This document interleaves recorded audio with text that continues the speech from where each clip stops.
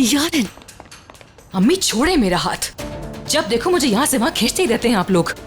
क्या जानवर समझ रखा है मुझे? क्या हो गया? क्या मसला है? मुझे तुमसे बहुत जरूरी बात करनी है। आजाद कहाँ है?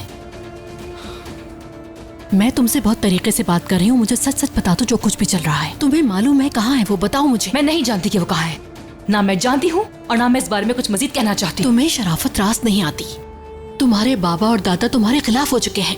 अगर जरा सी भी अकल का इस्तेमाल किया होता तो आज ही वक्त नहीं आता।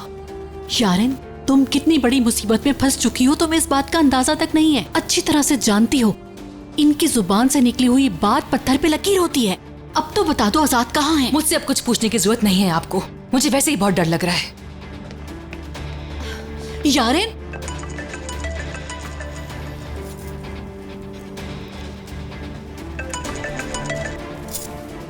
बोलो शहरयार, मैंने तुम्हें क्या समझाया था?